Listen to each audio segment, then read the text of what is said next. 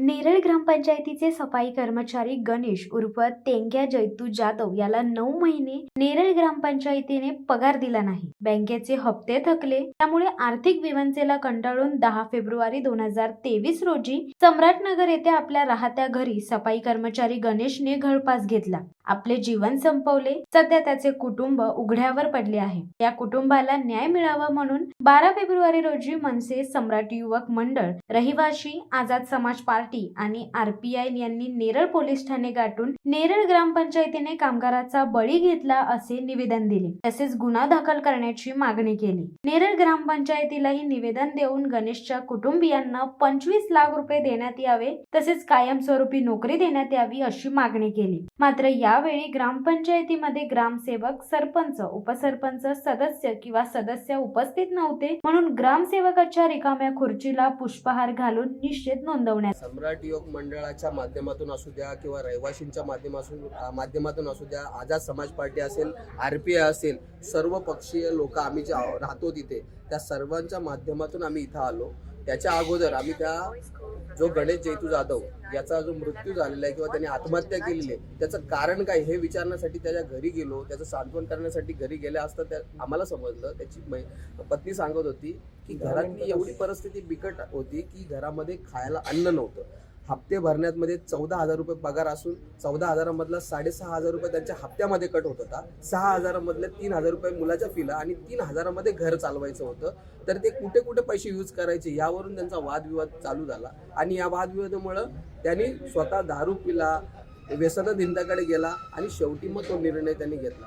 आणि हा निर्णय झाल्यामुळे आज त्याची दोन्ही मुलं, एक 3 वर्षाची मुलगी आहे आणि एक मुलगा आहे 4 वर्षाचा, त्या दोन्ही मुलांचं भविष्य पूर्ण अंधारमय झालेलं. ती मुलगी म्हणजे त्या प्रेतावर रडता रडता सांगू द्या, त्या पिऊचे पप्पा, आता माझ्या मुलांच्या शिक्षणाचं काय होईल? पिऊचे पप्पा, आता तुम्ही सोडून गेला तर आमचं काय होईल? त्या मुलाच्या म्हणजे त्या पत्नीने सांगितलेलं आहे की घरामध्ये पंखा नव्हता, तर तो पंखा घ्यायला आमच्याकडे पैसे नव्हते आणि डॉक्टरांनी सांगितलेलं की या मुलीला थंड हवेच्या ठिकाणी किंवा थंड जागेमध्ये ठेवावं, कारण की गरमीमुळे तिला जास्त तिचे पेशी कमी होत आहेत आणि त्याच्यामुळे पंखा घ्यायला पैसे नव्हते. अशी बिकट परिस्थिती असलेल्या अशा गणेश जैतू जाधवने हा निर्णय घेतला आणि त्याच्यासाठी लोकप्रतिनिधी म्हणून आमदार साहेब असतील, आता हे जे विद्यमान आमदार आहेत महेंद्र शेठ तोरवे असतील किंवा अजून इतर लोकप्रतिनिधी, हे साधं भेट द्यायला इथं आले नाही.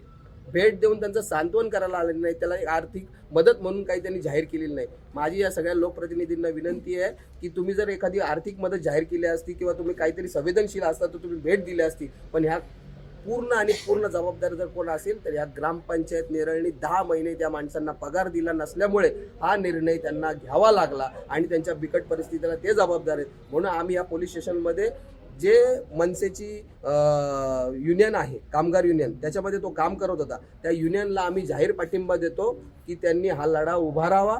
त्यांनी जर उभारला तर आम्ही त्यांच्यासोबत, त्यांनी जर नाही उभारला तरी आम्ही आमच्या पद्धतीने लढा उभारून मोठ्या प्रमाणात आंदोलन करू आणि याला न्याय मिळवून देऊ. आणि गणेश जैतू जाधव यांचा पूर्णतः गुन्हेगार जर कोण असेल तर नेरळ ग्रामपंचायत. आज आम्ही जे आलो होतो इथे, तर खास करून जे आमचा एक कर्मचारी आहे नेरळ ग्रामपंचायतचा आणि तो आमचा सहकारी, आमचा भाऊच म्हणायला हरकत नाही, गणेश जाधव म्हणून, त्याला अक्षरशः या ग्रामपंचायत प्रशासनाने त्याचा खून केला असं म्हणायला हरकत नाही. त्याला आत्महत्या करायला प्रवृत्त केलं, कारण गेले 9 महिने ते कुटुंब कसं जगत असेल, त्याच्या घरात गेल्यानंतर त्याच्या परिस्थितीची जाणीव, अंगावर शहारे आणणारा प्रसंग आहे तो. म्हणून आम्ही त्यासाठी त्यांच्यावर गुन्हा दाखल करण्यासाठी आलेलो आणि त्या प्रशासनावर गुन्हा दाखल करायला आज आम्ही एक अर्ज दिलेला आहे. इथल्या प्रभारी जे आहेत डवले साहेब, त्यांनी आम्हाला शब्द दिलेला आहे. आम्ही आता चौकशी करतो आणि चौकशीनंतर त्यांच्यावर रीतसर गुन्हा दाखल होईल. जे त्याच्या मागे कोण आहेत, त्याला खून करण्यास प्रवृत्त केलेले जे लोक आहेत, त्यांच्यावर तो गुन्हा दाखल होईलच.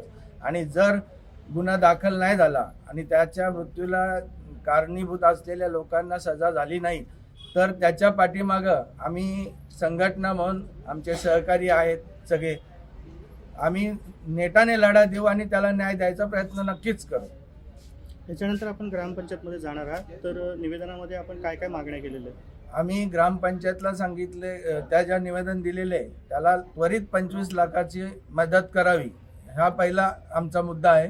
त्यानंतर त्याच्या कुटुंबातल्या एका व्यक्तीला रोजगार द्यावा पंचायतनी, त्यासाठी आम्ही आता चाललो. शिवसत्ता टाइम्ससाठी संदेश साळुंके, नेरळ. देधडक बेधडक वृत्त देणाऱ्या आपल्या शिवसत्ता टाइम्स न्यूज चॅनलला लाल बटन दाबून सबस्क्राईब करा आणि बेल आयकॉनला क्लिक करायला विसरू नका.